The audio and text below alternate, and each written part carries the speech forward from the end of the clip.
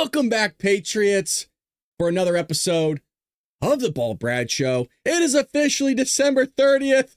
Oh, thank you, baby Jesus. We're only like 21 and a half days away from Donald Trump taking the oath of office. Oh, because it's been a hell of a 4 years, folks, and I think we all feel it. Tomorrow is New Year's Eve. Then we jump into 2025 already. Can you believe it? With everything we've gone through over the last 4 years, and just this year alone has been crazy. We got a lot to talk about, folks. I hope you all had a lovely Christmas. It's been a couple days since we've done a live, but we're back. Y'all asked for it. So we're going to jump right into the news, where we got Elon Musk, Steve Bannon, Laura Loomer, Donald Trump, Vivek Ramaswamy, all going at one another over the weekend, which we did cover.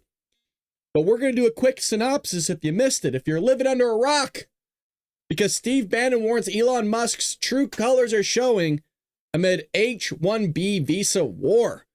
And that's to put it polite, because a lot of people on the right were duking it out over the weekend. They didn't like one another.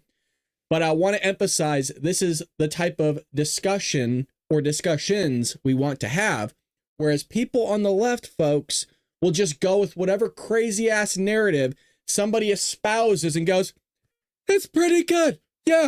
Yeah, we'll just destroy the entire economy, but let's go with it. It's good.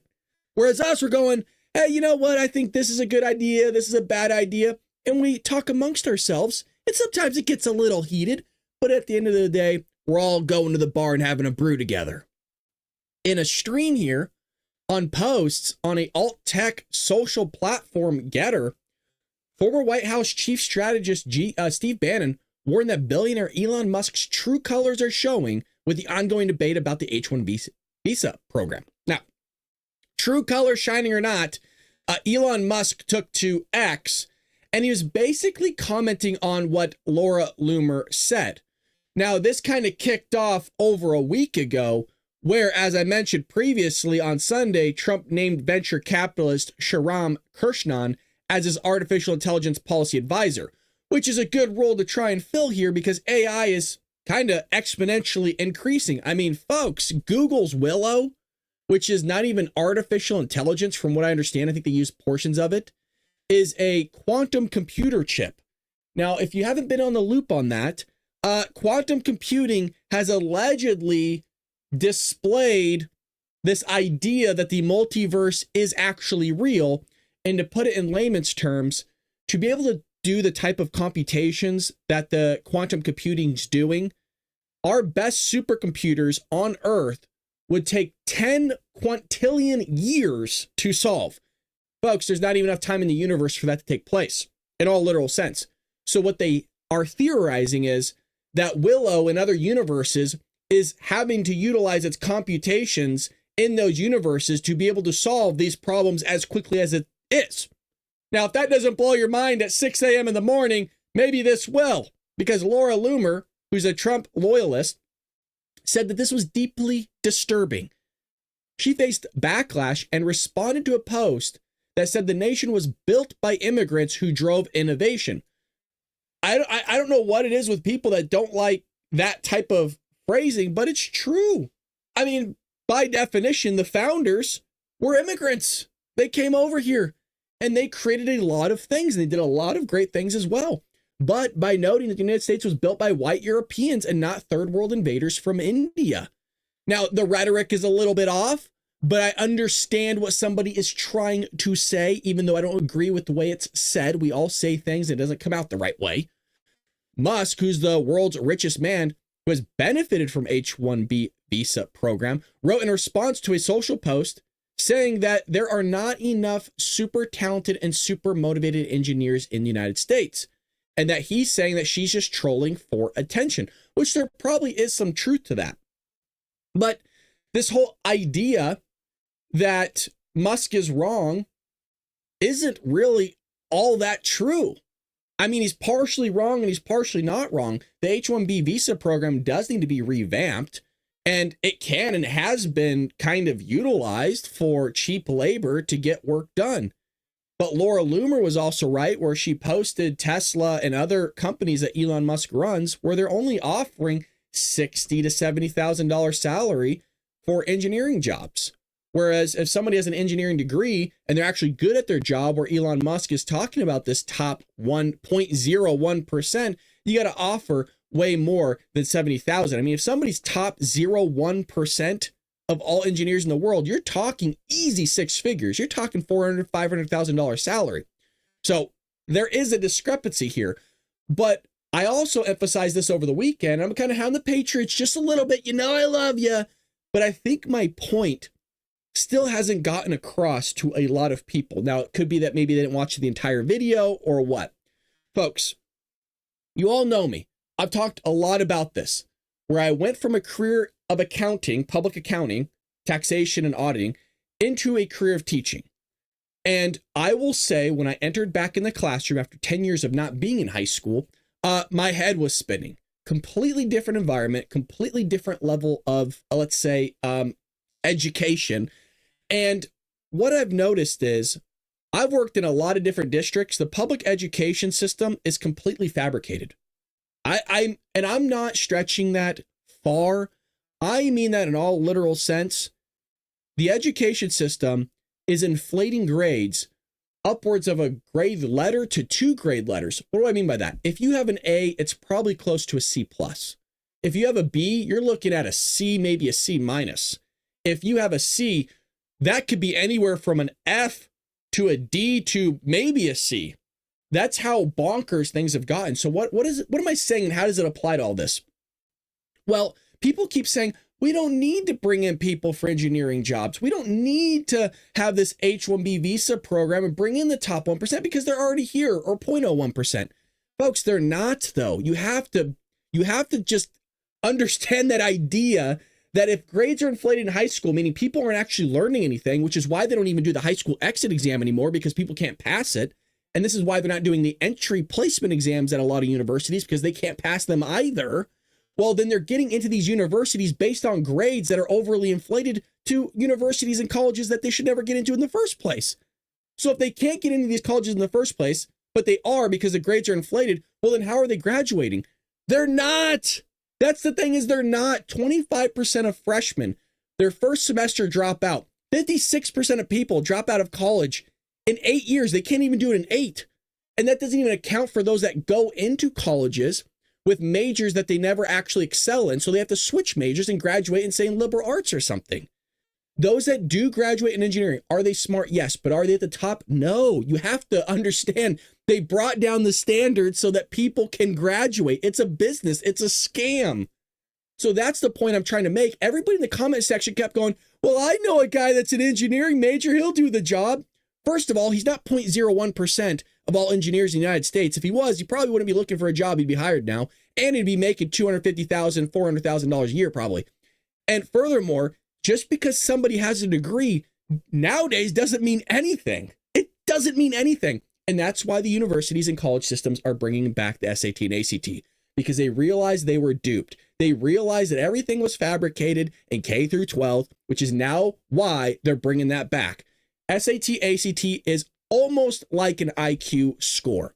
It's not, but for the sake of argument, we can at least pretend that it kind of is. You could study for the SAT. You can't really study to change your IQ score. Well, that metric has a high correlation between how somebody will do inside their university or said Department of Education, wherever the hell they're at, and their SAT, ACT score. That's why they're bringing it back. So I hate to say it, but America is not winning in terms of education. And I'm somebody that's within it. And I've been trying to advocate for a change for quite some time. And what's the change I want to see? You need to set standards high. And if somebody doesn't meet the bar, well, I hate to say it, but tough shit, man. It's not New Year's yet. I can still cuss, but it's true. People are going to fail. You guys, people are boasting 100% graduation rates. I don't care who you are, but when you have a school of 2,500, almost 3,000 people, and every single senior is graduating, wouldn't that raise your alarm bells going like, that's weird, because not everybody's an overachiever. Not everybody's even average. There's a lot of bottom achieving people that just aren't going to make it. We've all been to school. Why are we playing dumb here? So that's the point I was trying to make. I think that we need to tap in because we can't find the labor. What is he supposed to do? This is my question. All the conservatives and Republicans out there, mind you, I am one. all these people, what I've noticed doing this, and I've been spending more time on X, is all these conservatives, Republicans kind of grandstand going, oh, well, Elon Musk this, H-1B visas that. Why don't you give a resolution to all this? What the hell's the guy supposed to do is my question.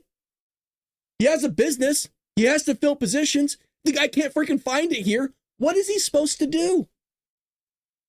What is he supposed to do? Nobody's answered that. They just like to bitch and moan on Twitter and say all this stuff and don't actually want to engage in the conversation about what the hell's going on in the education system. And then they boast all this stuff online. How do I know that? I paid money to people to read my comment about K through 12 and the education system and what's going on and how it correlates to what's happening here with not being able to find top tier talent. And guess what? Not a single person wanted to engage with it. Not a single person actually wanted to talk to somebody in the education field. And I'm not even saying it has to be me, but you see all these messages here. This doesn't even include my emails. Now, again, I'm not saying they have to have the conversation with me, but they don't want to have the conversation at all. And how do I know that? Because I've reached out for the last 4 years to have a conversation with anybody. I don't care who the hell you are. And people saw it on X when I said, I don't give a crap how many followers you have. I will come on your podcast and I will talk about what's going on because I'm tired of people complaining about Elon Musk not being able to find labor. Steve Jobs was complaining about this back in the early 2000s.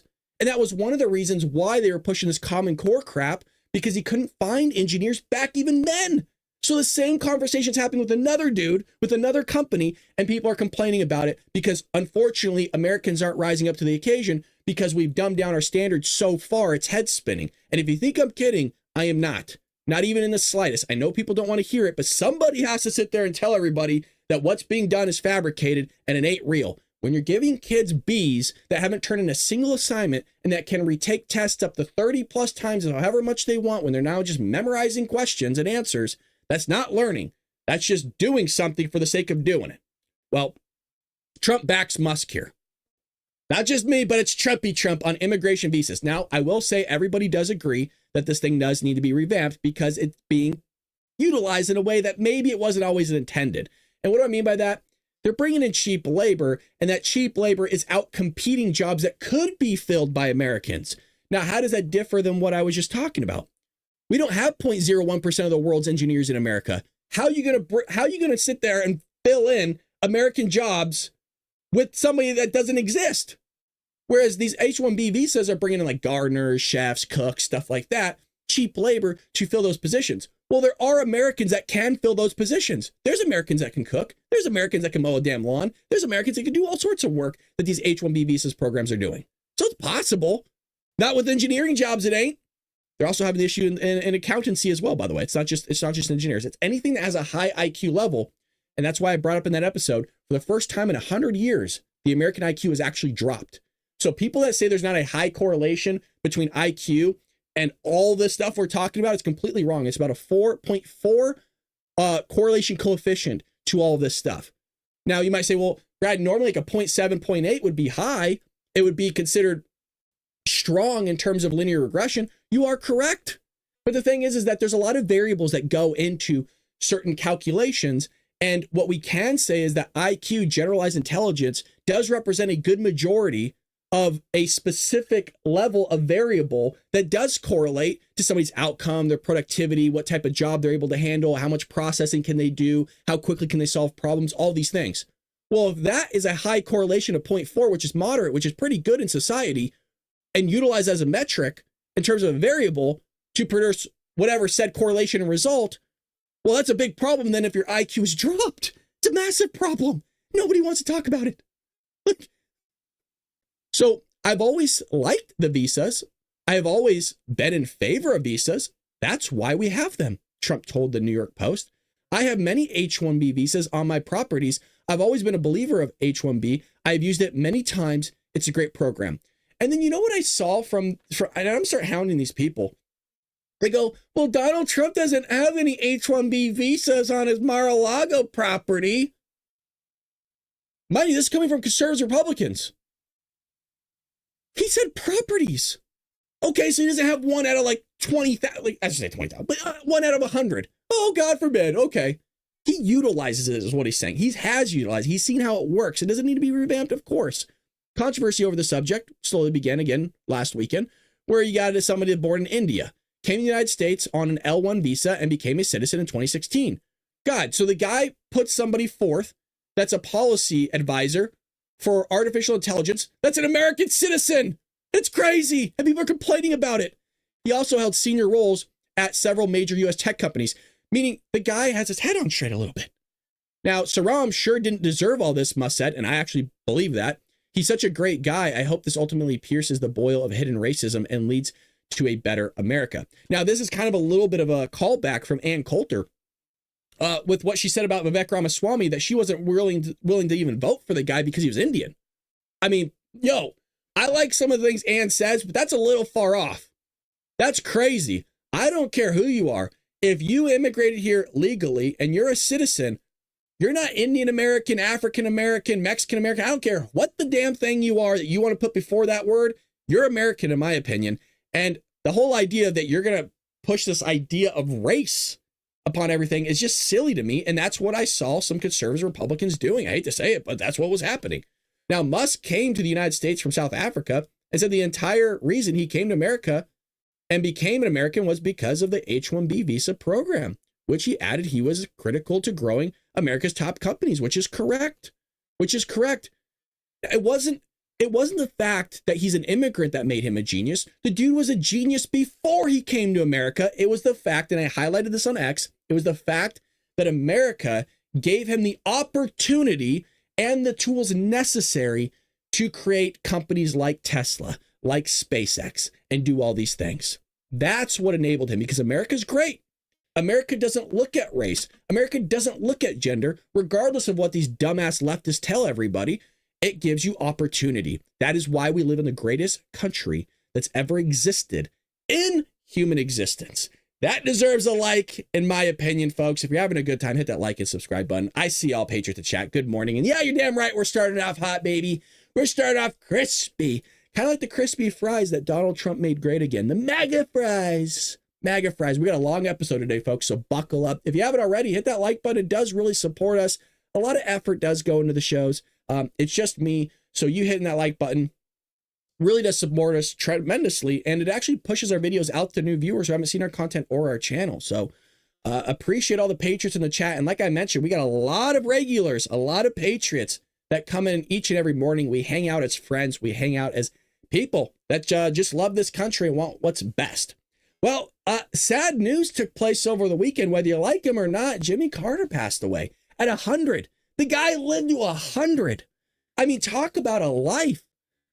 Look, we'll talk a little bit about what happened during his presidency, but I'm not going to kick a guy after he just passed away. That's crazy. That's wrong. But some people are doing that online because they're off their rockers. Now, this guy did a lot of good, folks. Whether you think so or not, there's a lot of things that happened during his presidency, but he still had a great approval rating, believe it or not. The dude's approval rating throughout his presidency was like 70%. You can't say that about Barack Obama, Joe Biden. Now you couldn't even say it about Trump. Now, it was the things that happened during his presidency that may or may not have been his fault, but got him ousted, and basically Ronald Reagan won in a landslide. Now, this guy went on to build houses and offer up his time and community service, and he wrote a bunch of books. I mean, this guy did a lot, folks, and a lot of people liked him. Yeah, not a good president, but a good guy. I agree. Not a great president, but a good guy. So Jimmy Carter, the one-time Georgia peanut farmer who rode a post-Watergate anti-Republican wave to the White House, only sees his troubled presidency usher in the Reagan Revolution, has died 100 years old, man. What an amazing life this guy's lived. You know how many lifetimes you'd have to live to do what this guy did? Yes, I'm talking nice about the guy. Boo. Carter, a Navy veteran and the oldest living former president, had been diagnosed with cancer in 2021 and in early February moved to hospice care. Born James Earl Carter Jr. on October 1st. He's elected president in 1976 as the country turned on the GOP, but his presidency was marred, here we go, by runaway inflation, an energy crisis, and the taking of 52 American hostages in Iran. I mean, a lot of movies have been made about this. A lot of conversation has been had about it. A 440-day ordeal that ended the day Reagan was inaugurated. Now, although Reagan defeated Carter, check this out, and just a complete landslide, by the way. There is even rumors that Reagan just won everything and that they didn't actually want to put in the lawsuits for it to see if he did or didn't. I think Reagan won every state. Carter's image with most Americans was that of an honest and religiously devoted man. Check this out, you guys. His approval rating was 70% for the duration of his presidency, according to Gallup. Testament that while Americans were frustrated with his performance, they still thought well of him, meaning they liked the guy. And that's why I mentioned, kind of George said, not so good president. I agree, but really good guy. Now, Carter devoted his lengthy post-presidency to charitable works and liberal activism, teaching Sunday school back in Plains, Georgia, and authoring more than 30 books, mostly about his life. I mean, folks, this guy devoted his life to public service. Public service. Now, he did some silly things like the Panama Canal and other things. Okay. But Trump might take that back. But the point I'm making is the guy served.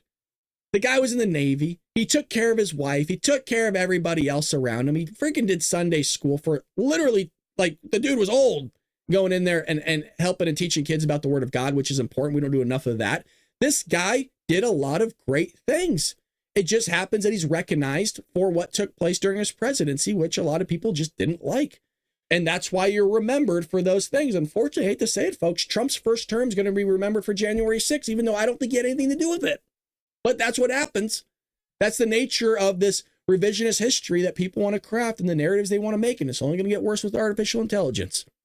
Although Carter's presidency is mostly remembered for a moribund economy, the Iranian hostage crisis, and general, basically American spirit, he is created with brokering peace between Israel and Egypt and bringing large swaths of land under federal protection.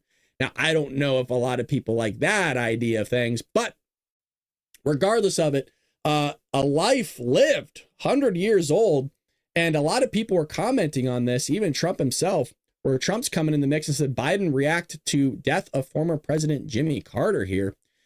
We're not going to be able to see it, but I do have a post and stuff like that in just one moment. But he did recognize that he had a really nice thing to say about Jimmy Carter. One second here. Thing is playing audio on me. So he had that to say about Jimmy Carter, a lot of nice things. And let's see if I can get it up for you. Here we go. So President-elect Donald Trump reacted to the death of former President Jimmy Carter, saying we all owe him a debt of gratitude, and Biden honoring his dear friend, which we'll get into because Biden was slurring through his words once again over the weekend. And we also have that whole cognitive decline. We got a lot today. Now, he said, I just heard of the news about the passing of President Jimmy Carter. Those of us who have been fortunate enough to have served as president understand this is a very exclusive club, and only we can relate to the enormous responsibility of leading the greatest nation in history, Trump wrote on Truth Social. The challenges Jimmy faced as president came at a pivotal time for our country, and he did everything in his power to improve the lives of all Americans. Whether you think it was good or bad, the man tried. For that, we all owe him a debt of gratitude. Melania and I are thinking warmly of the Carter family and their loved ones during this difficult time. We urge everyone to keep them in their hearts and prayers.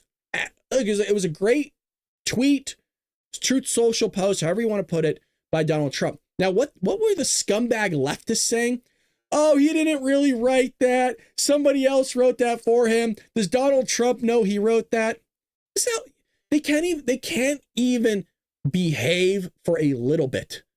When somebody passes away, they got to jump on this X post by Donald Trump for writing something really nice about somebody. And it just shows you that they don't actually know who Donald Trump is and who has been. And I will say that's a little bit of Trump's team's fault. Well, what do I mean by that?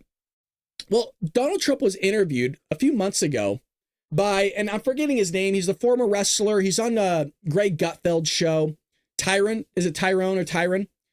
And he brought up the idea of how Donald Trump donates a lot of money. He does a lot of great things. He funds a lot of great things.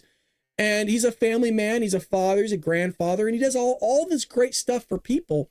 But it's never highlighted by his team. And the reason for that is you want to do things that aren't noticed. Kind of like that idea of prayer that's spoken of in the Word of God in the Bible. God forbid we talk about that nowadays.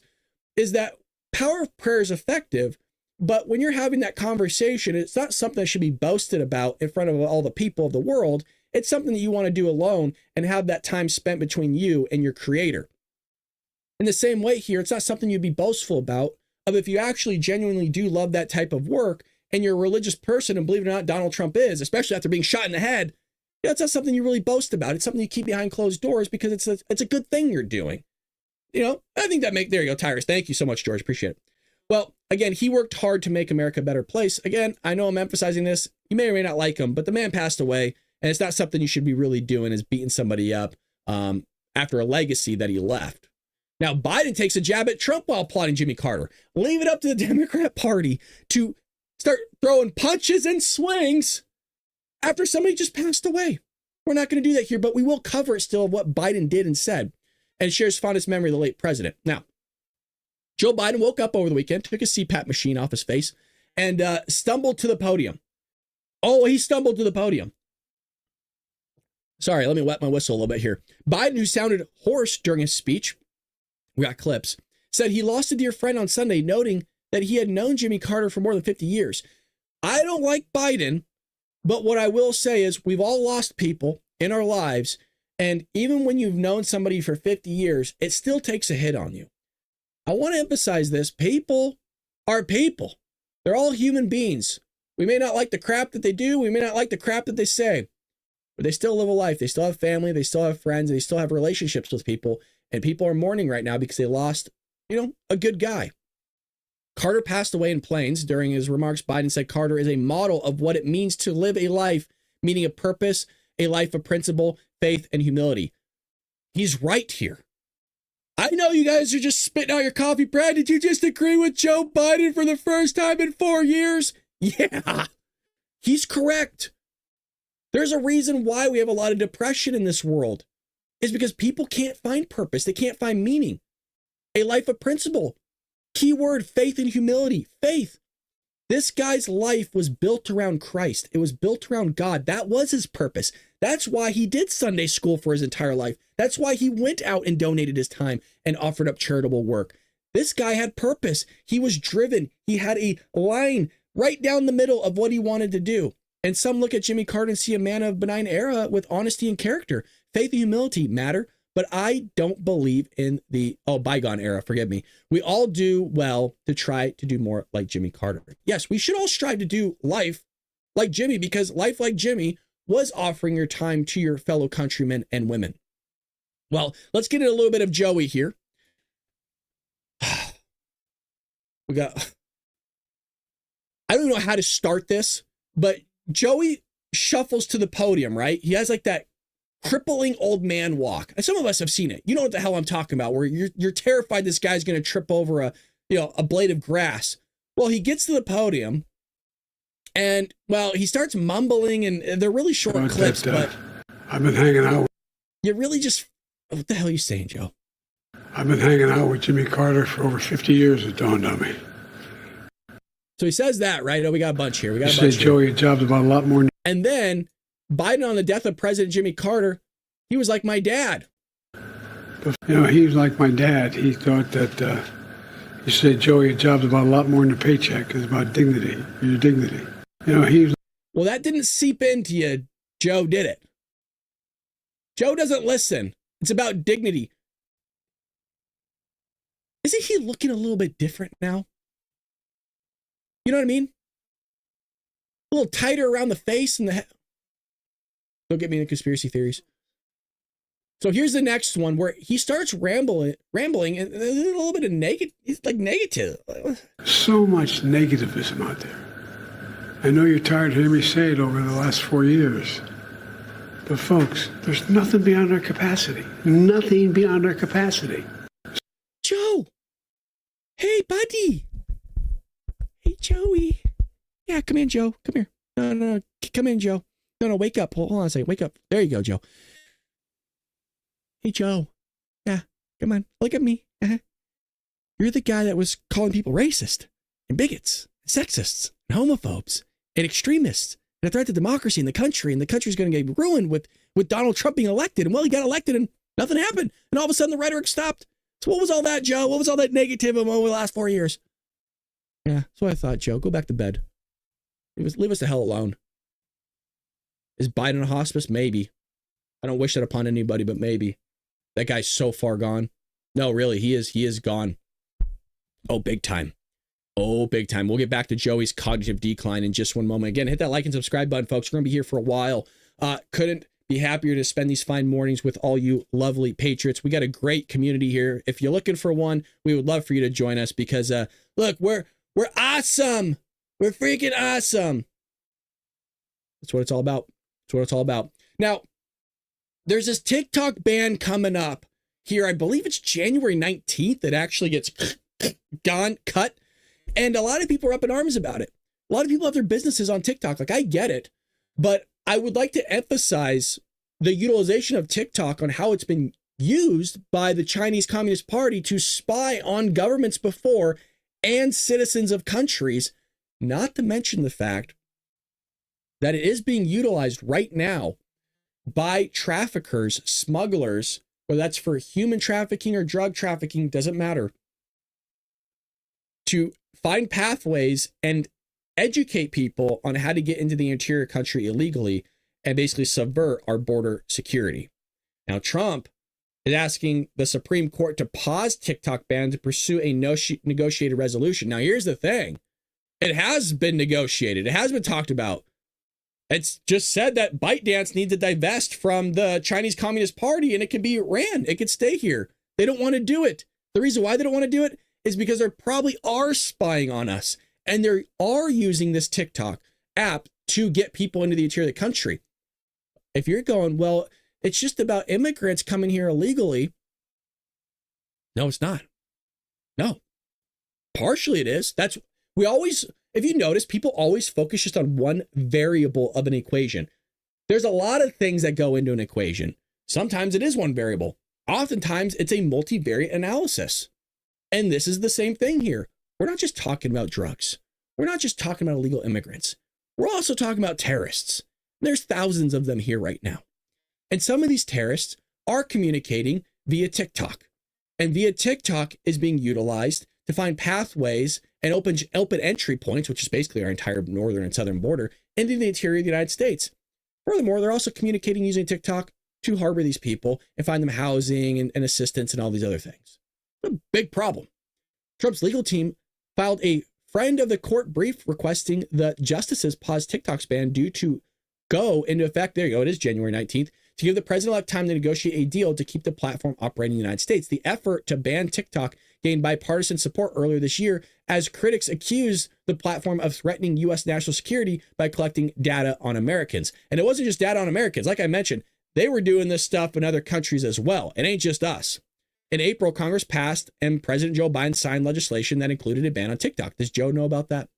Unless the social media platform can meet the terms outlined in legislation, namely being sold off, there you go, from its parent company, ByteDance.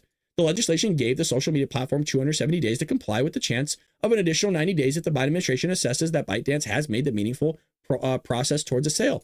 They didn't. So that's what I mean. Trump wants to negotiate something, and at the end of the day, that is the deal. You need to divest from the Chinese Communist Party. If not, see you later then.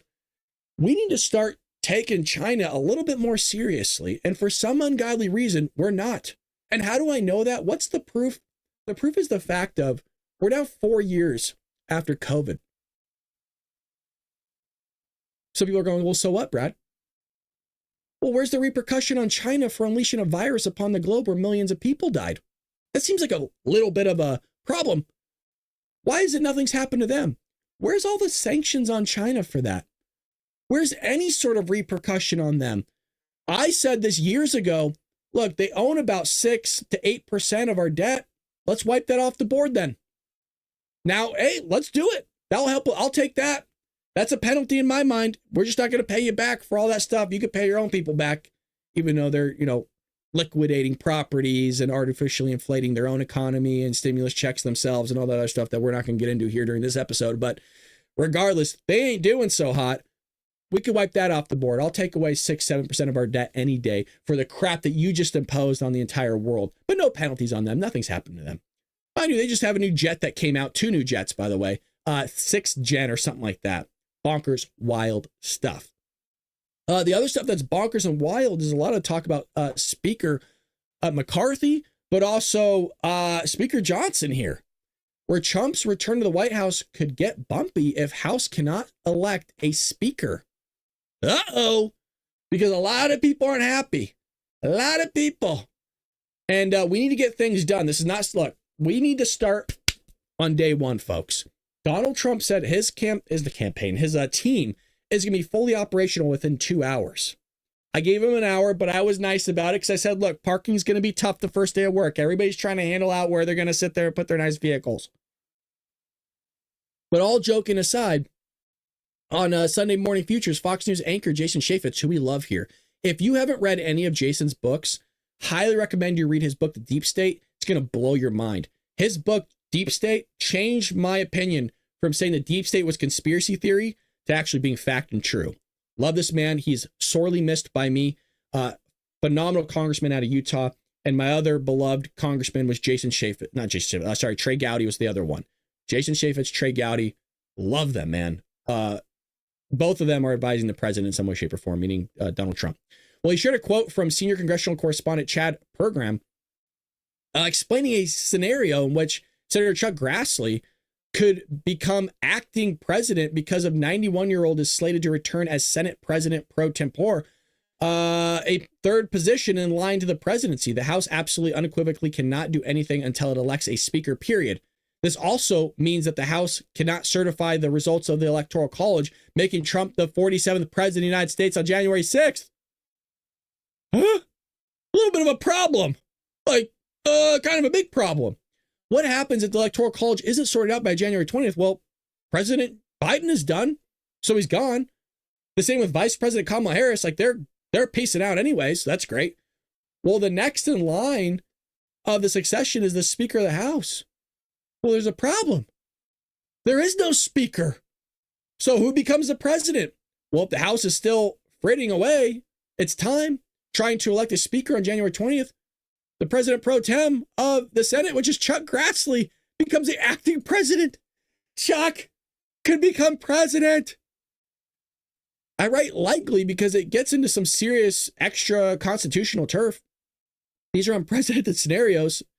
Strange lands never visited in the American political experience. So we need a speaker, folks. We got work to do here. We can't be messing around.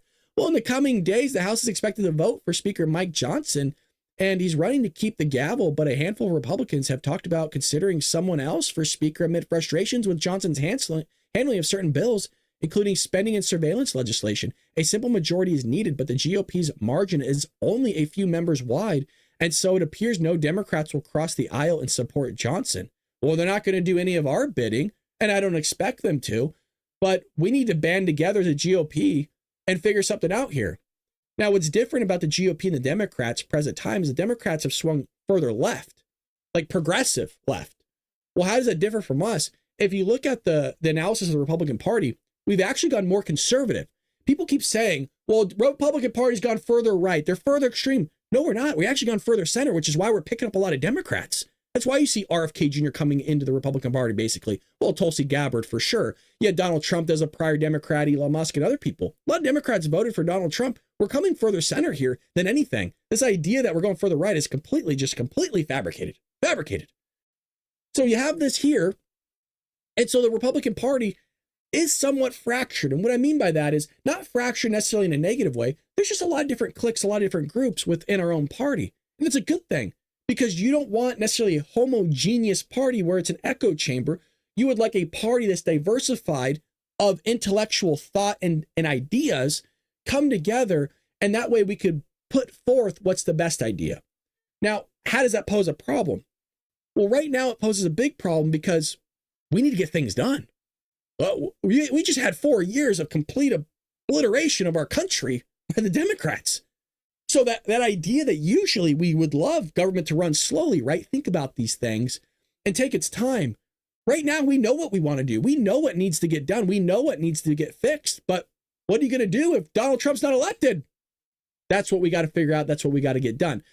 Well, lawmakers are coming out, as well as congressmen, and saying that Mike Johnson will be reelected as speaker. Now, to come out and say something like this, usually you have some sort of inkling of what's going on behind closed doors. Usually you know kind of what's happening. Well, Mike Lawler, Lawler expressed confidence over the weekend that House Speaker Mike Johnson will win re-election as speaker next month after the new Congress is sworn in. Usually what they do is they go around, they say, hey, you going to vote for the guy? What's going on? They get a head count, and they know what's going to happen. Well, he made the remarks during a Sunday interview on ABC News this week with Jonathan Karl, and I have the clip geared up here for all of you. Again, if you enjoy what you're seeing, go ahead and hit that like button. If you want to join us and you feel like we deserve your subscription, follow us over on X and Rumble. I should be able to get our Rumble join account geared up, ready to go by today. Thank you to Dylan for expediting that. Shout out to him over at Rumble. He's just, the guy's one of the best. I'm telling you, one of the best. Here we go. Right there with Mike Johnson. Does he get reelected Speaker of the House? Should he be?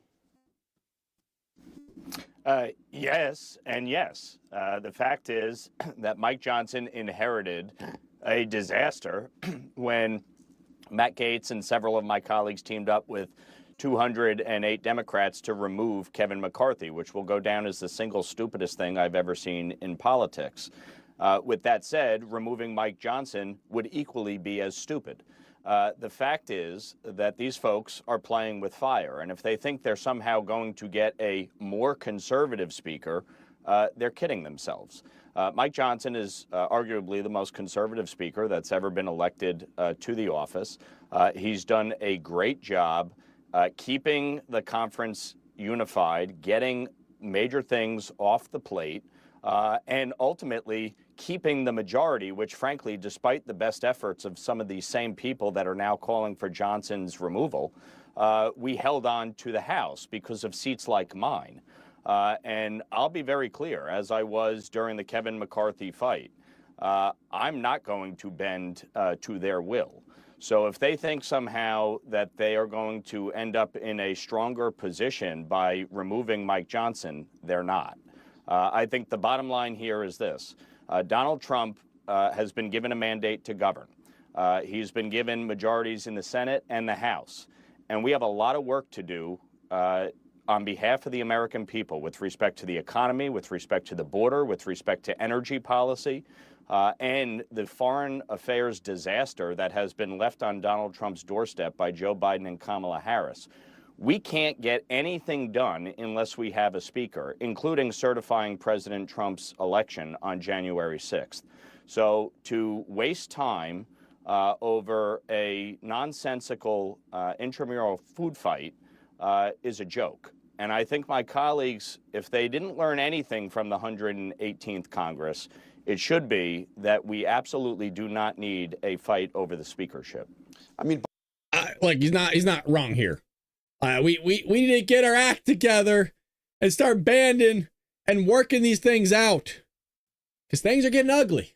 Things are getting really ugly. There's a lot of bickering and fighting back and forth. I'm not saying it's necessarily a bad thing, the bickering and fighting back and forth. We got to expose the bad ideas and overcome them with the good. But we need to figure things out, because Joe Biden left a massive duty, and I'm not talking about in his diaper. Joe Biden and the Democrat Party doo-dooed all over this country. Big time. And no, I'm not talking literal, folks. Calm down. I get it. San Francisco is a dumpster. It smells like caca. That's because it's filled with it. We've all seen the map. But things are getting ugly. You got Joe Biden here. A really ugly chapter where we got Scott Jennings destroying Democrat panelists defending Biden's legacy. I've been waiting for this. I've been waiting for this clip for 2 days. I haven't seen it yet. I've been holding off. It's like a movie trailer. Scott Jennings. Just, here's CNN. Here's Scott. Just, to everybody on the panel. Joe Biden's record with regard to the things that he's accomplished, I think will stand the test of time. Now, what my dear friend Scott and others will talk about, and quite frankly, I'm going to say this, on it, rightfully so, it was very disturbing to learn late in the year about just how how poor his health has become. And like many, I did not realize that it had gotten to that point. That being said, I think he showed up for the job. He got the work done. I think some of the accomplishments also in the Middle East and foreign policy will also stand the test of time. You think the Middle East is in better shape today than when he took office? Well, I think he got our hostages home. I think that's a big deal. I think it's important. I'm sorry, which hostages? He's gotten a number of people home. He was able. There's still 100 people over there. Well, there were more than including some Americans. Look, I think he's gonna leave office in disgrace. The Hunter Biden pardon was disgraceful. He's going to be remembered largely for inflation and for the disastrous Afghanistan pullout. And I think as we continue to, we're just getting the first draft of this now, but as we continue to learn about the massive cover-up that went on, not about his health, but about his mental acuity, to cover that up, the efforts that were undertaken by the White House staff, by his family, not in the last couple of months, but for all 4 years, I think it's going to be a really ugly chapter. It's a diminished presidency because of it. And I think we still don't know the full extent of what they did to try to hide what they've been doing over in the West Wing. So I think leaving in disgrace is when you have an insurrection at the Capitol. Like, that's leaving in disgrace. Being impeached twice is leaving in disgrace. So that's a difference. I think Joe Biden's going to be remembered in the short term for what you were talking about, whether or not he had the capacity to lead, who knew what when. I mean, there are many people outside of the very small network of Anita Dunn and Valerie Biden Owens and Jill Biden and Hunter. There aren't many people who knew the concerns that were there or whether or not he was up or fit for the job. And so those questions will be asked. Over the long term, this is somebody a lot like Mitch McConnell. You don't necessarily have to agree with everything they stood for. You don't have to agree with every vote, but you always knew they put the American people first. What was that? What was that? One, Scott, well done. But that lady goes, well, Joe Biden showed up. No, he didn't. What? They just got done running the analysis on Joe Biden's presidency. The dude's taken more vacation than any sitting president in American history. This guy went on vacation again. Folks, he's been on vacation more than 40% of his presidency. Look at this. Here he is again. We'll get to more of it, but here he is again. On vacation. Now I'm blowing your eardrums out. Rip to everybody that had headphones in. Going down the short staircase again. Can we just emphasize that really quick, going down the short staircase? Folks, look at Crooked Joe and Jill arrive in Virginia Islands, or the Virgin Islands, for a week in the sun at taxpayers' expense. He spent 570 days. Look at. That comes out to 40% of his presidency in 4 years he spent on vacation. He almost spent 2 years on vacation compared to the average American. Look, Joe took 48 years of vacation in just 4 years if you compare that to all of us. He didn't show up. Almost half it. Look, the 40 is what we know about in terms of him leaving. Can you imagine? He slept the majority of the presidency. You guys, I'm being dead serious. Probably 55 to 60% of the time he was not there. And what I mean by that, like literally not there, or also sleeping not there. That doesn't account for him just drooling into a drip tray, wondering what the hell's going on. Well, he freed the hostages. No, there's, by the way, there's like 400 something hostages still by the Hamas terrorists. Like, give me a break, lady. Oh, well, he's going to be remembered for what he did. Yeah, destroying this country. That's going to be remembered. And the fact that his brain's not working correctly. Check this out. CBS News journalist says most underreported 2024 story was Biden's obvious cognitive decline. I mean, we beat this like a dead horse here on the Bald Brad Show. Veteran CBS News reporter Jane Crawford dinged news organizations for not thoroughly covering President Biden's obvious cognitive decline this year until it became unavoidable during his disastrous debate. No, it wasn't unavoidable. Look, this lady works for the machine, works for the propaganda machine. You're going to tell me all of a sudden this was underreported? We've been saying this for years. Underreported. That would be, to me, Joe Biden's obvious cognitive decline that became undeniable in the televised debate. At the presidential debate with Donald Trump. Unquestioned. And, it's starting to emerge now that his advisors kind of managed his limitations. It's been reported in the Wall Street Journal for 4 years. And yet he insisted that he could still run for president. We should have much more forcefully questioned whether he was fit for office for another 4 years, which could have led to a primary. for the Democrats. It could have changed the scope of the entire election. Yet, still, incredibly. You see the smirk that Ed O'Keefe is doing? Ed O'Keefe questioned the White House on Joey's cognitive decline. I like Ed O'Keefe, by the way. He actually is pretty good at his job, believe it or not. He's pushed back probably at some points harder than Peter Doocy has. He's a good reporter in some way. I'm not saying all the time, but he's smirking here because he's like, yo, lady, our outlet covered it up. Incredibly, we read in the Washington Post that his advisors are saying that he regrets that he dropped out of the race. You know, that he thinks he could have beaten Trump. And I think that is either delusional. Oh, God, can you believe it? Look at his face. Like, what the hell? That he dropped out of the race. You know, that he thinks he could have beaten Trump. And I think that, you know, that he thinks he could have beaten Trump. And I know that he thinks he could have beaten Trump. And I, you know, that he thinks he could have beaten Trump. And I think that is either delusional or they're gaslighting. President Biden has said repeatedly. That says it all right there. White House correspondent Ed O'Keefe listening to Jane Crawford, whatever the hell her name was, of CBS, going, she don't know what the hell she's talking about. We were all part of the cover-up. Yeah, he's biting his lip big time. Yep, that is correct. See, we're live. I see you guys in the chat. Don't think I don't read it. When I'm looking over here, I'm reading what all the stuff we're writing, folks. I see you. I see you big time. So a lot of people are commenting on this whole thing on X. CBS journalist, Biden's cognitive decline, most underreported story of the year. Well, there's a lot of underreported stories because they didn't want to get it out to the American people because the American people wouldn't vote for the guy again. It was all propaganda. It was all a machine, all a big machine.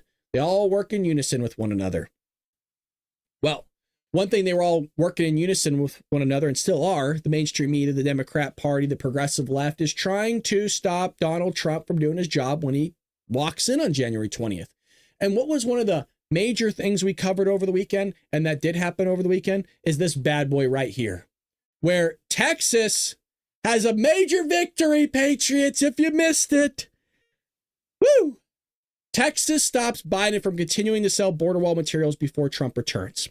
Now, this came as Texas Attorney General Ken Paxton announced the victory in a statement on Friday evening after he filed a lawsuit against the Biden administration to uncover potential legal violations the administration was committing by selling off the materials, meaning he is hitting them with a little bit of their own medicine. We have successfully blocked the Biden administration from disposing any further border wall materials before President Trump takes office.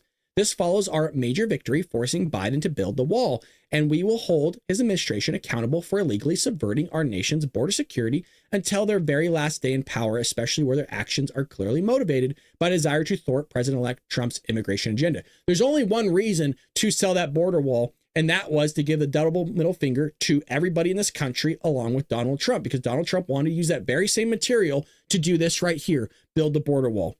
We spent money just paying for rent to have it sit there in the desert because Joey didn't want to do his damn job whatsoever. And it makes a little bit of sense now, because how can you do your job when you're spending 50% of it on vacation? You can't. The guy sucks. And Democrats would have voted for him again. Oh, big time. Big time. And somebody that's going to help clean up the mess, that's Tom Homan. Where he's saying, God help them. Borders are Tom Homan promises to root out bad actors left over from the Biden administration. I emphasized this over the weekend. This idea that there was bad actors in 2016 that were holdovers from the Obama administration that Donald Trump allowed to stay in because his advisors told him to, and he was new to politics as well as the office of the presidency, so he didn't really have a clue what exactly was going on. And while these people were leaking information and telling a bunch of lies to the press anonymously about what was going on. Some of it true, a lot of it a bunch of BS. Well, this guy's going to fix it here, where Tom Homan laid out his plan to detect potential landmines that President Joe Biden's administration could be setting during an interview with the Daily Wire's Cabot Phillips. Now, we've already played this clip, so I'm just going to read it because there's a lot of background noise. They're at an event here. It's kind of hard to hear, and it's a little frustrating. So he said they're working very closely with NGOs and other groups to try to increase the sanctuary city presence, he explained. They are talking to major governors and mayors to thwart the efforts that they're trying to do, and a lot more mayors and governors speaking out to say that they're going to try to prevent us from doing the job. They are still flying thousands in every day. Do you guys see that? Look at that. They are still flying thousands in every day. I would think they would learn a lesson from this election, Homan said. They're pouting. They're mad. They're kicking and screaming. You know what? Do what you want to do. Try to prevent us. We're going to get this done with or without them. It's coming. We'll crash through the roadblocks. We're not going to let these people shut this down. We're going to get this done. And he's being clear as day. And he's saying, God help them, he said, because we'll be looking for those bad actors. Look, we pretty much know where the bodies are buried. We know who's who. The president of the United States is coming up with an agenda. If you don't like the agenda, then get another job. If you don't get another job, we'll get another job. We'll get you another job. But the president's not going to put up with this stuff. That's what we're talking about in terms of a clear message. Where Tom Homan saying, look, we're not going to put up with your crap. And that's what we need is accountability. And I've been speaking of this message for quite some time. Accountability across all industries. Not just the political industry, not just the mainstream media, but also our education system and privatizing sector of jobs. Everybody needs to be held accountable, including myself, which is why you patriots are in the chat to hold me accountable. When I say something stupid or do something stupid, you got to let me know in the comment section. That's what it's about, helping each other be better people.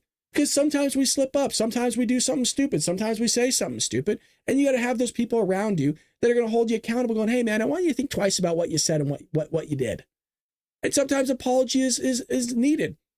Well, none of us are perfect, right? I've always said I'm not better than any of you. I'm just an average Joe American with a mic and a camera that wants to a mic and a camera and a mic. What am I doing here? And hanging out with you fine people. Now, Homan has plans to track down the 300,000 missing children. You might have just spit out your coffee or had a little bit of a pullover on the road. Yeah, I said that. It's actually 500,000 missing children. We're being conservative with our numbers here, but it is 300,000 at least. So Tom Homan, who is set to be the border czar in the Trump administration, says he plans to track down the 300,000 missing unaccompanied children. I mean, start getting out the milk carton images because there ain't enough milk cartons out there to fill these 300,000 missing children images. One of the most difficult things we've ever done. Yeah, I would say so. So here he is. Mind you, the background's going to kind of suck, but I haven't played this clip yet. Here we go from the Daily Wire. About those many children that are missing, the unaccompanied children that came across the border. What kinds of plans do you have to retrieve these kids or to find them?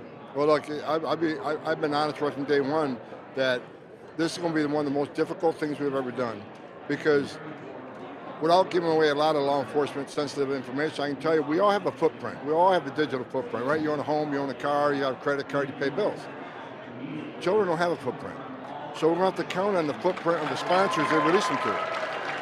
And from what I'm hearing from some of the whistleblowers, some of these sponsors weren't even fingerprinted. Some of these sponsors, their vetting was very poor, so we don't even know if they are who they claim they are. So it's going to be hard, but what I've been saying the last couple of weeks is we're going to deputize every American citizen to help us find these children, because parents have an innate skill to notice when something's not right with a child. Whether you see a child at a workplace that looks obviously too young to work, or if you see a child with an adult that just don't seem right, parents have that sense. I'm a parent, I have that sense. Yeah. We're going to provide ways through an 1-800 number and websites so they can call in and say, look, something just doesn't right here. And look, I don't want to be afraid of people making mistakes. If 1 out of 1,000 calls turns out to rescue a child, that's worth it, right? Because I tell you, based on my 3.5 decades doing this job, a lot of these children are going to be in forced sexual slavery. Many are going to be in forced labor. And not all of them, but many of them are living a life of hell every day, and we got to rescue these children. We'll do the immigration consequences afterwards.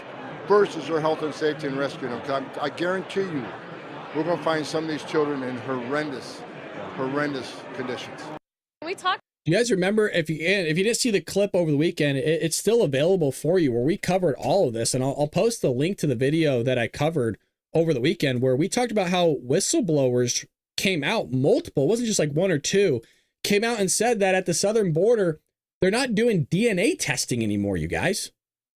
They're not testing to see who these people are, to see if they're actually related. Meaning they're not testing the kids.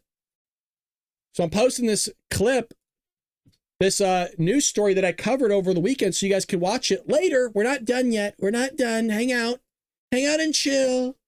Over the weekend where they got rid of the entire thing. Part of it was part of the weapons of mass destruction. That whole, I don't know if it was a department or what it was. They scrapped it. They disbanded it. So they're not doing DNA testing for not just the children, but people coming into the country. That's a huge problem because some of these DNA tests will find if somebody's on the terror watch list or not. Sometimes it won't because a lot of these people are new terrorists, which we also covered here on the show. That's why you want to subscribe. There's a lot of information that's coming out regarding our border. And these people, meaning these children, they're being forced off into sex trafficking and forced labor, meaning slavery, basically. The ones that maybe we can find are probably in some really terrible situations. And the Democrats don't care. DHS Secretary Alejandro Mayorkas admitted to the fact that there's 300,000 children missing. And he goes, well, not all of them are, but some of them. And then he smirked it. He scoffed it off like it wasn't a big deal. Like, bro, there's people being sold off into slavery. What the hell are you talking about? But leave it up to the Democrat Party to enable slavery once again here in 2024. I mean, if you're going to have a party that's going to push slavery, it's the Democrat Party. Am I right? Like, I guess we all shouldn't be too surprised here, but so Tom Homan's going to try to fix it. And boy, oh boy, do they got a mess on their hands. They got a big old messy. And there's going to be a lot of diaper cleanups there in the White House once they take over. You got other just messes that are taking place, and that's new scum here. How he plots on how he's going to fight Trump deportations with immigrant support. This is somebody, I don't know what it is with this party here, that loves to harbor terrorists. I don't know what it is. It's the oddest thing to me. They love crime. They love homelessness. They love slavery. They love drugs. They love sex trafficking. How do I know that? Look at what's been going on the last 4 years. What do you mean, how do I know that? The crime, the murders, the burglaries, the arson, the illegal immigrants coming in, and the masses of 10 plus million easily. What do you mean? Their actions have showed nothing but that they love this stuff. They're for it. They still are. So California governor, this idiot, is working on a potential plan to counteract the new Trump administration's plan for mass deportations. An early idea of how blue states could try to hamstring federal authorities looking to remove illegal immigrants. Mind you, all the Democrats in California, they can't wrap their head around just a little bit of one of the variables as to why they can't afford a home, why is rent going up all the time, why are their taxes going up, why are their premiums on everything going up. They can't wrap their head around the fact that there's millions of illegal immigrants in our state. There's no calculation in that whatsoever. But then when you press them on it, they don't want to have the conversation. You're a conspiracy theorist. You made it up. Where are you getting it from? This doesn't make sense. And then when you try to bring in an illegal immigrant to get them housed by that Democrat that you're pressing them on, the Democrat doesn't want to do it. Or when you ask them for money to pay for these illegal immigrants, all of a sudden they don't have any money. And then they complain and moan that they don't have any money and they can't correlate all this to illegal immigration that's taking place. It's a pretty remarkable thing to watch in front of your very eyes that they just can't do it. Not to mention that there's terrorists here and they don't care. If you go, hey, well, sir, there's terrorists that are here in the country right now and they're all coming through the southern border and some of them are living in the state of California. How do you feel about that? Not a care in the world. Come on in. Not a big deal. Well, how do you know they're a terrorist? They're just people trying to live a good life. Well, the guy beheaded a guy with a machete. I would say that's pretty terrorist. And the guy's shouting Allah and all this other stuff. I mean, I could probably be able to put two and two together. Off, I'm telling you, these people are off. The draft of the plan, called the Immigrant Support Network concept, suggests the creation of an immigrant support network comprised of regional hubs to connect at high-risk individuals, their families, and communities with community systems such as legal services, schools, labor unions, local governments. All this talk of Americans going, I'm putting in hundreds of applications, I can't get a job. Just put it together. The plan remains general, and the draft cautions that it will not be finalized yet. Under the plan, the California Department of Social Services would be responsible for running the migrant support hubs. And guess who's going to pay for all that? All of us. These support hubs would give state funds to nonprofits. Oh, that's worked out. You want to know whose state funds also went to nonprofits to try to fix? Homelessness. And now we have more homeless people than anywhere else in the country in one county and in one state. It's only gotten worse. The department is still gauging interest in the program according to the draft. No, they're not. They don't give two craps what we think. The amount of funding the plan would require is unclear. Of course, it's always unclear. Billions. Hey, how much can we funnel to Newsom's Democrat scummy swampy friends for them to freaking just launder this thing and embezzle it and not actually cure or solve the problem? But the draft says funding would go towards community outreach, partnership, legal services, staffing positions, and approved administrative costs associated with hub operations. A lot of general jargon for saying, hey, we're going to waste your money and spend it on things that aren't actually going to fix anything. And by the way, create a life that you're more unsafe under. Isn't that just great? Yeah, you're not going to be safe now because there's going to be terrorists in the state of California. Not all the illegal immigrants are terrorists. I want to be clear because, again, they're not able to separate things, you guys. They can't even separate the fact that there's legal and illegal immigrants. They're not capable of doing it. You'll look them dead in the face. They can't do it. I'm telling you, it is a remarkable thing to watch when you're sitting there in front of a grown human being, somebody that allegedly went through the education system, and they can't comprehend the difference between a legal person and an illegal person. And you're sitting there watching, and you can see the difference, right? This one's here and this one's here. No, they can't do it. These people are walking around, these NPCs amongst all of us, breathing the same air. The second Trump administration plans on mass deportations. Well, he ain't going to allow that because the administration continues to collaborate with the legislature to finalize a thoughtful special session funding proposal, which is on track to be signed into law January 20th. Well, what happens that day as well? Donald Trump takes office. That's why they're doing it. While criminals will be prioritizing deportation, Tom Homan said the U.S. is prepared to deport parents in the country illegally, even if they have young children born U.S. children. So you heard that correctly, right? They're going to deport criminals. And what does Gavin Newsom want to make harder? They want to make it harder for the Trump administration to deport criminals. Can we just let that sink in for one moment? Is there a Democrat in here? Is there a Democrat in here that can rationalize that for me, please? Because I don't, what's the argument for that? Somebody rationalize it. I can't. I've tried. Trust me. I've put in the time. I've tried to. How do you rationalize keeping criminals in your neighborhood?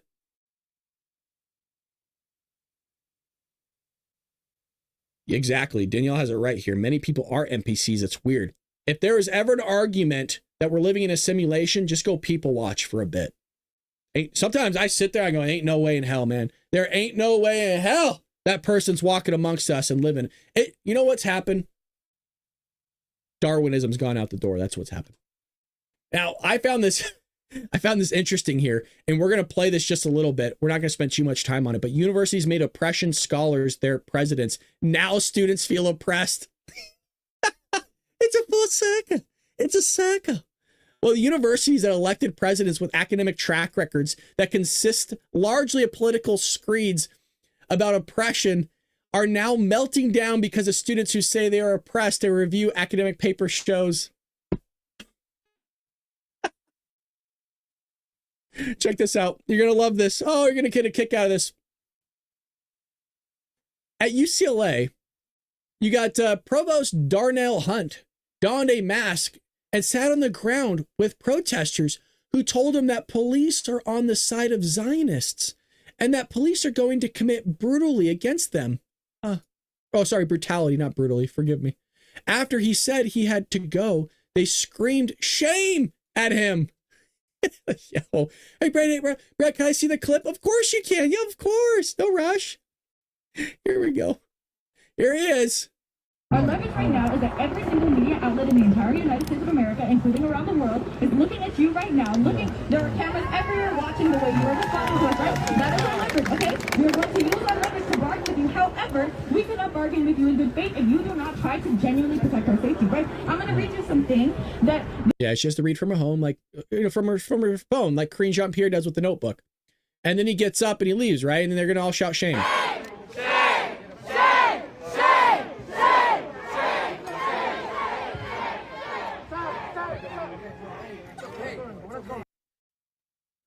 For those that have been in here for the entire hour and 23 minutes, one, I appreciate you. And two, Did I not just get done leading today's show off talking about Elon Musk and the decline of the education system? You think any of these people are the top 0.01% of engineers? Any of these people? You think our education system is working with these NPCs not knowing what the hell's going on? No, I'm not done yet. Oh, no. We bring the receipts. When I want to sit there and smack somebody around, you're damn right I'm going to do it. And I ain't done yet with these people. Oh, no. Now, they were pushing some hardcore crap. Y'all remember that? We're at Rutgers. Watch as campus protesters tell a Jewish student, "Free Palestine, Hitler would have loved you." Yes, this is real. Brad, there ain't no way in hell, man. There ain't no way this is real. No, it is. Oh, it is. Well, we got the clips to prove it. Of course it's real. If it wants to work for me. If not, then, well, you just got to take my word for it. Hitler would have loved you. Free Palestine would have. Hitler would have loved you. Folks, these people graduated high school. Listen, I'm building the argument. I'm bringing it full circle here. These people that you're seeing here graduated high school. And somehow, you explain to me, somehow got into UCLA and Rutgers. And no, because I had some of the Patriots commenting on my video. Some of you, which I love you. You know I do. You know I love you. Some people are commenting going, "Oh, well, it's my son and my father. My son's an engineer." Not 0.01%. Got to wake up here because let's go to Portland. No. The education system's working. None of it's fabricated. All right, well, we got these people walking around. Explain that one to me. Portland news station KGW captured the moment that Antifa guards for the Portland State Library occupation pushed someone down the stairs. Oh. No. These people graduated high school and now, they get in these universities. Early Wednesday, this fight broke out on the library step. Early Wednesday. No, none of it's fabricated. Yeah, all these people have A's and B's, you guys. Yeah, they all graduated high school somehow. No, I saved the best for last. You're damn right I did. Y'all remember this one? We're at Columbia. A student, after she demands university help feed protesters, occupy Hamilton Hall.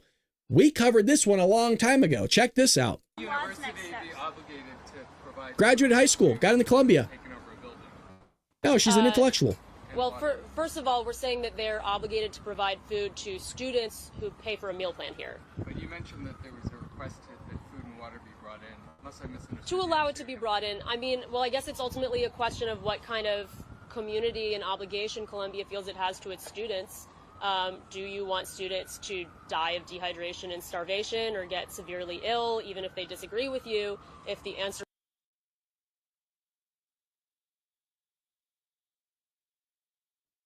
just let me know. Did I make my case here? That K through 12 is completely fabricated? There ain't no way in hell. Ain't no way in hell you get into Columbia here and you're going to say, well, people are going to die of dehydration. They can't feed themselves. She's advocating for getting humanitarian aid to people in Palestine and in Gaza, whatever. However you want to phrase it, I don't care. It's not the point I'm trying to make here. She can walk off campus and get any food she wants. 10, 15 minutes. You could Grubhub it. You could have somebody deliver it straight to your face. And she wants people to give them humanitarian aid, not the people that are actually getting bombed over there in the Middle East that she's advocating for.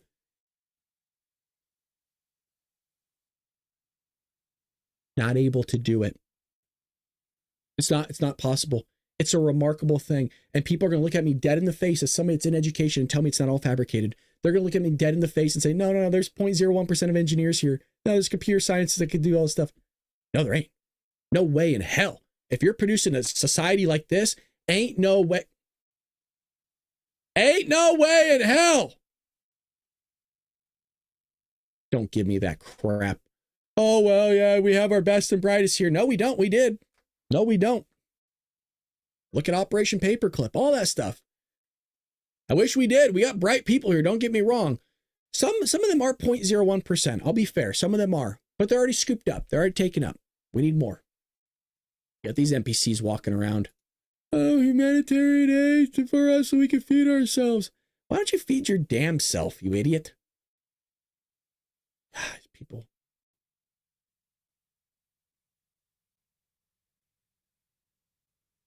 Somebody said, okay, stop, ugh. These college students are freaking delusionists. Yeah. Oh, yeah. Well, that's today's episode. I hope you enjoyed what you saw. We will be here all week. We are back to our normal schedule. Now, I don't know about New Year's, I'll be honest. I might pre-record a video. The reason why I say that is actually New Year's Eve, you guys, we all stay up late. So I don't know. We'll see. If I do a show and be slurring like Joe Biden and just, Joey sucks. That's what the show's going to be like. So we might. Stay tuned, but appreciate you nonetheless. We'll be uploading videos throughout the day here on 4th, here going forth. But I think it's going to be separate videos than what I cover here on the show. So what I found is, videos that are a little bit different do okay. So hit that like and subscribe button if you haven't already. We do have a membership here. Please join us. 99 cents a month. You heard that correctly. Less than $12 a year. You can become a member, get a badge, and hang out with cool patriots in the chat. And hopefully once we gather more members here, we'll try to do more member-only live streams and kind of community things. So nonetheless, appreciate you, guy. Thank you, Q1969. Take New Year's off, Brad. Yeah, but I don't want to turn into Joe here and take too much vacation. I got work to do, and that's do a show like this. But I appreciate you guys, and love you. I hope you're all doing well. Pray for one another, and I'll see you next time here on The Bald Brad Show. Take care, Patriots. This won't work. I need my outro. Here we go.